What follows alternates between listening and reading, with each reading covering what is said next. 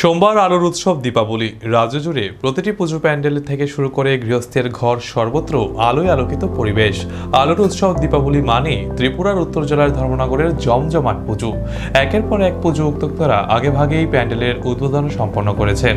রবিবার সন্ধ্যা 8টায় ধর্মনগরের অন্যতম বনেদি club athletic ক্লাবের শ্যামা পুজোর শুভ সূচনা করেন রাজ্যের সমাজ কল্যাণ, সমাজ শিক্ষা, শ্রম ও ক্রীড়া দপ্তরের মন্ত্রী টিঙ্কু রায়।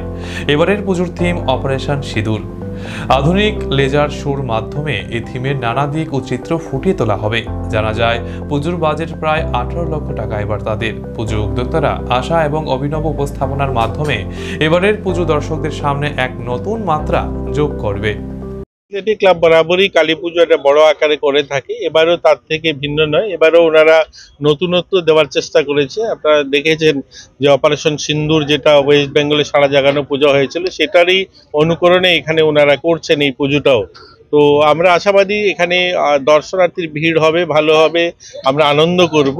আপনারাও ভালো থাকবেন। এই আলোর উৎসবে আপনাদেরকেও শুভেচ্ছা জানাই। দেখুন, একটাই, আমার পরিবারের পক্ষ থেকে আমি সবাইকে, আমাদের ধর্মনগর সহ গোটা রাজ্যবাসীকে এই আলোর উৎসবে অনেক অনেক শুভেচ্ছা, অভিনন্দন।